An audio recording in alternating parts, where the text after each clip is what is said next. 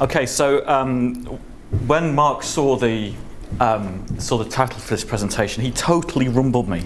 He said, "This looks like a person who's looked through the agenda, looked what everyone else had put, and then come up with something and is going to worry about the content later." And so this is basically my talk about the Convergence for Scientific Method, HPC, AI, Simulation and Experiment. So first of all, a little bit about Durham University, set a little bit of the context of this talk in terms of Durham being a reasonably remote part of the UK, a city in the northeast of England.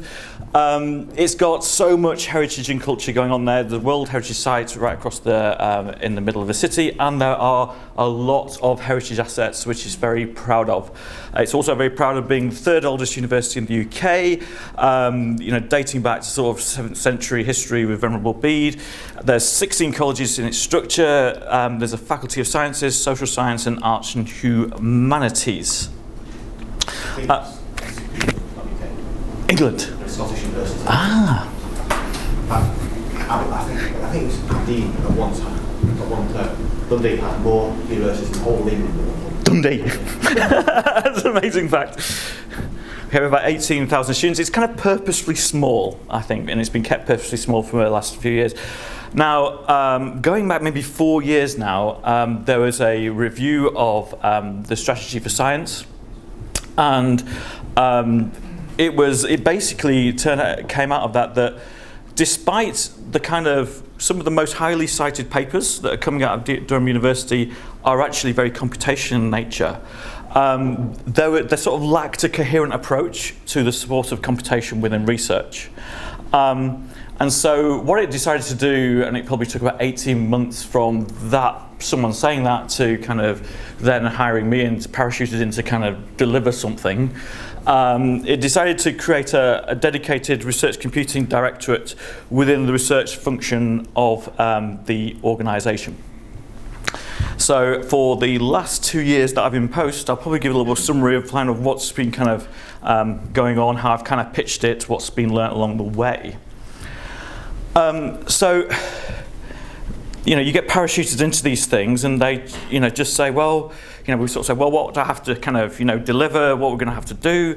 And they basically go, oh, I don't know. I hope that you're going to tell us, which is a kind of nice position and very scary at the same time. The stabilizers are kind of off. And so there's a kind of corporate version of this strapline about what the department does, and the one that I go into various departments and say, so what is the purpose of advanced research computing at Durham? Well, we basically help researchers bend technology in order to solve their research problems. And we care a lot about having skilled people that can actually have conversations with people. We care deeply about people's research aspirations. And underpinning this, we've got to kind of map a kind of technical roadmap around hardware and software that they can actually use. A lot of the kind of culture around this, the IT service had gone very much very transactional kind of approach to kind of service delivery. And what we really wanted to embrace here is a very collaborative culture where the people within the research computing organisation feel very much part of the kind of experimental method, so to speak.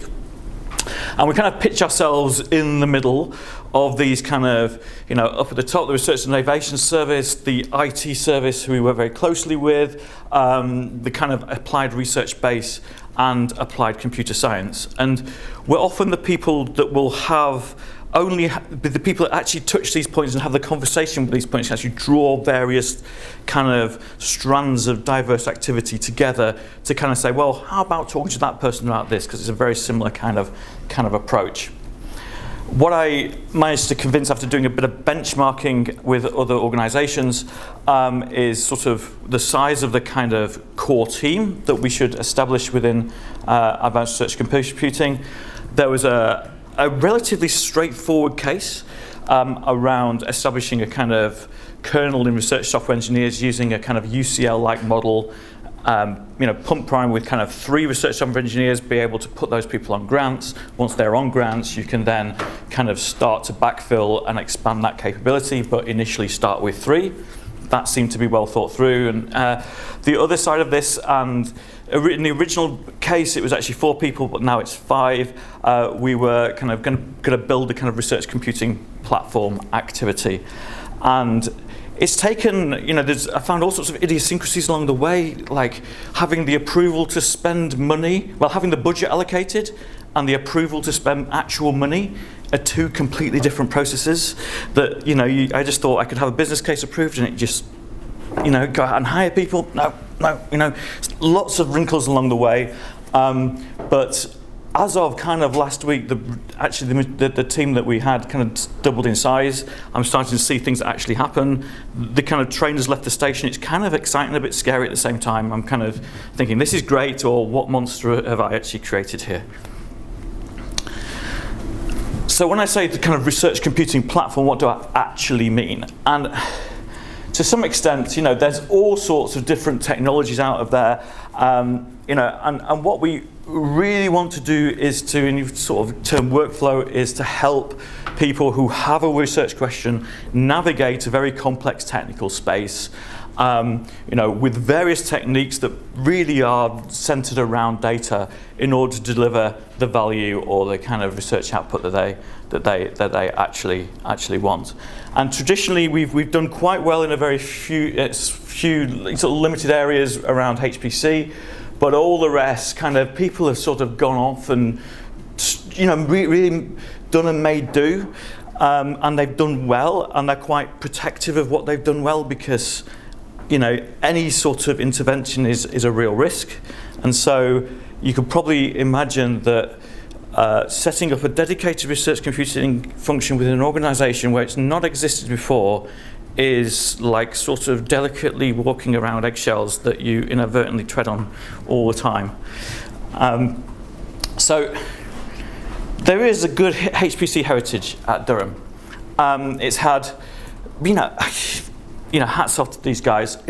18 years of, frankly, heroic effort of 2 individuals running 2 facilities. The Cosmos facility, which is part of Dirac, now run by Lydia for the Institute of Computational Cosmology, which now Alistair is now having had to catch that and taking that forward. And Henk Slim, who is actually Lydia's husband, who ran the Hamilton system, which is a much more general purpose facility, but mainly with a science kind of user base. Now, these 2 people recently retired, sort of as of last week, and Mark Dixon, who's just come into the systems team within ARC, has taken on the Hamilton system. Durham has really done well when it comes to machine rooms. It's got 2 data centers which are pretty much next door to each other, all water cooled, with 0.5 megawatt and around 1 megawatt of infrastructure in there. And so much so that they were so proud of these that on Lydia's retirement week before last, they actually renamed Arthur Holmes Data Centre 2 as the Lydia Heck Data Centre, which I think is a very appropriate way to kind of sort of commemorate her contribution to what's happened. And there's been 7 generations of Cosma and Hamilton facilities.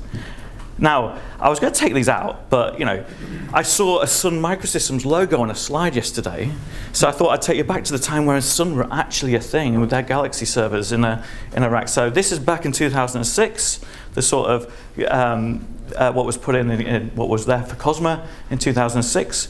Now Sun are no longer a thing in the sort of in that game. Now in 2010, we'll say IBM. These are all x86 machines. So I was just looking through these and thinking, okay, now IBM are no longer in the x86 business either. So what's next? Who's coming? But no, so Cosmo 5 was very much the machine which was substantiated through the national infrastructure investment that David Willetts talks about yesterday, which is now in 2012. And then more recently, there was a kind of redeployment of a machine which was at the Hartree Centre, and the latest machine, which is on the right-hand side there of that picture, which Alice is now running with some specialist I/O capabilities in there. Which is in the new Arthur Holmes 2 data center, which is a relatively new thing. So, why does Durham University need a HPC strategy? You know, I've seen a lot of US universities where it kind of almost seems like they've got one over there, we should have one, and that's the right thing to do because it's just the right thing. Because so, lots of CIOs just basically saying that it's clearly needed because everyone else has one. Now, to me, the main driver for any HPC strategy really is that actually the scientific method, you know, requires it, okay? And really, what really is the way that you would say, have I been successful in this or not, is actually, were the objectives of the science case actually met through this thing? So in terms of outputs, okay, so this is one of the Dirac outputs. This is the I think this is the Millennium simulation, which is actually one of the third most cited paper within Nature. Now these simulations run for months. Okay, typically this Eagle simulation took 4,096 core, 47 days, and it took 5 years of planning to do this simulation. And you've kind of got 10 to 15 people actually working on making the simulation happen. But then once that data set is there and used, it is then exploited by hundreds of people within the astronomy community. And so where does this all really begin? Okay, so if you're going to understand the formation of the universe in unprecedented detail, you take a look around the back of the data center and you look at the generation which is in there to make sure that those facilities stay up and keep that uptime for a period of time. So, and this has been derived directly from the science case that they want to understand the universe in unprecedented detail. They know they have to actually look at what they do within the sort of, the stability of the machine. So, really, this is kind of the anti-slide to Paul slide where you kind of managed to sort of segregate a lot of things off. This is the sort of traditional HPC one where you have this knowledge continuum, right? Where you've got kind of got the plumbing at one end, you've got the research question at the other, and you've got all sorts of bits and bats in the middle that you kind of got to all pull together. And the interface with all these things really kind of matters in order for that sort of things to happen. There's no natural way within what the kind of cosmology group are doing to really just sort of draw a hard line in the sand and say, actually, we can just do a service provision between those two things. Actually, there is, they just don't want to, and they use babble and misdirection to make it seem like that is the case. But actually, it's bullshit. You can do that. Yeah. And the modern way of doing it is to do that. The research groups like to hold on to infrastructure and we'll make it have to be the other way. I'm sorry to say. Indeed. But in order to, so someone needs to know something about some of these things at somewhere in the process. Yeah, and at some point, you can segment it. It can be. Infrastructures, platforms and science support, and you can have different teams that are not in one team looking after. But it's potentially. I think that's the way, isn't it? That is the emerging paradigm of kind of ResOps, DevOps, in research. It's coming. Yeah, it is. And the kind of research group hugging their 10 days are kind of over. And the more enlightened ones wish to give up that 10 hugging. And the modern software technologies are allowing this. You're right, you need all those elements, but you can compartmentalise them and have different teams doing different parts of that stack. Yeah, but I don't think without having that sort of approach within Durham at the moment, it would have achieved what it had been done with a compartmentalised approach. Yeah. Is kind of the message. There is resistance. Oh, clearly, yeah. I mean, obviously, because the last thing anyone wants is anyone breaking anything, right?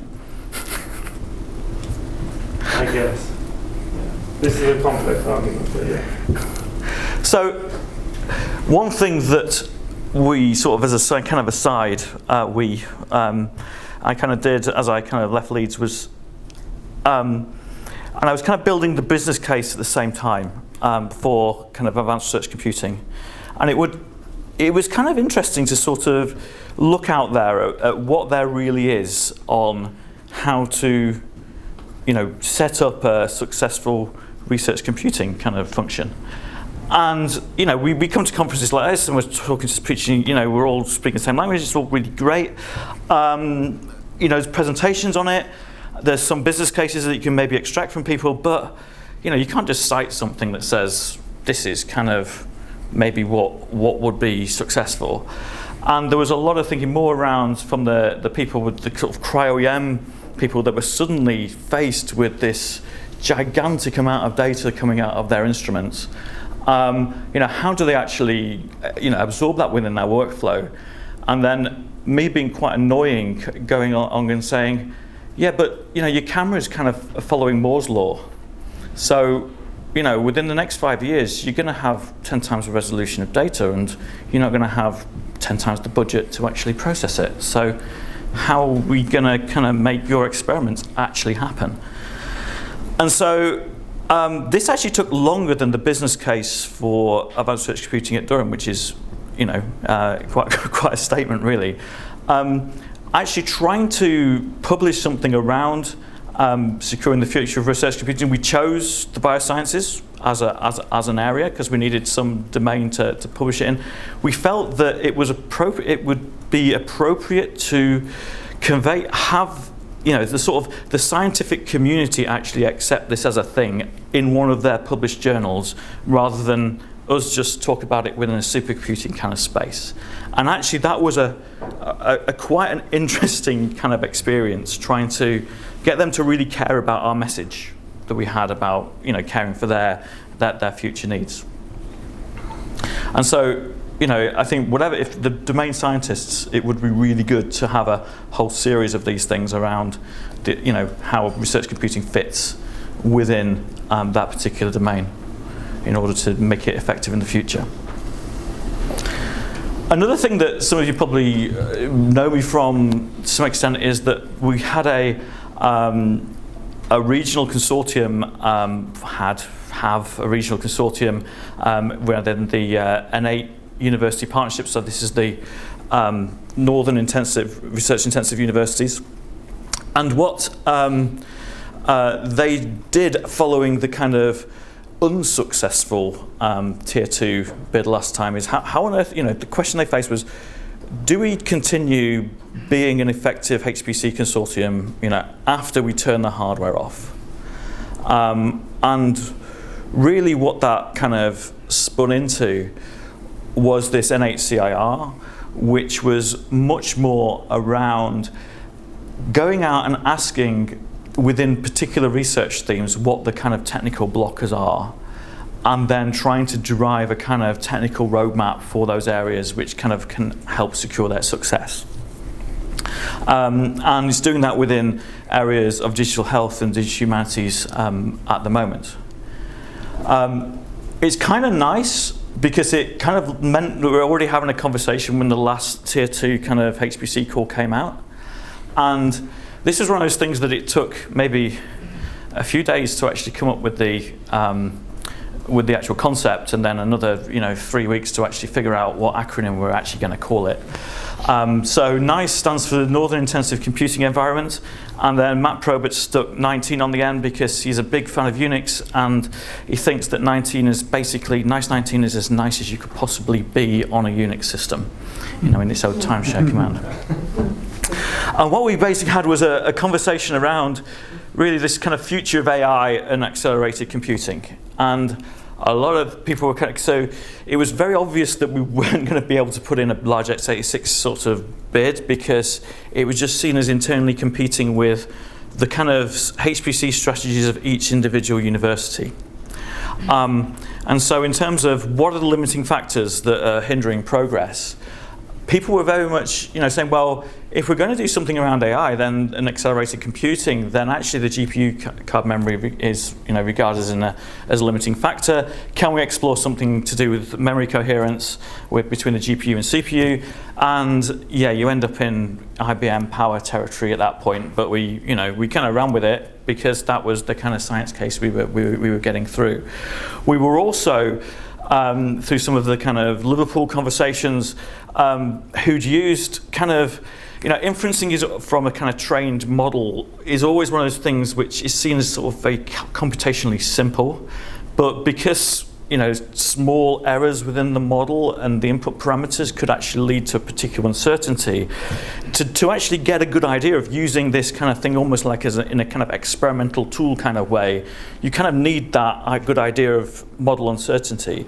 And so to do that is actually reasonably computation intensive. So you actually turn and sort of the computation intensive part of machine learning from the kind of training side to when you're making more robust predictions, you're talking about something that's actually quite computation intensive on the inferencing side as well.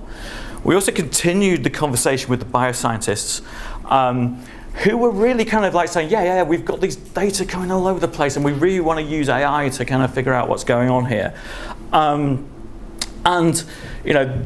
This was an EPSRC proposal, so we started talking to people at the Henry Royce Centre about what they were doing in terms of my microscopes, and they were like, well, this is absolutely needed right now.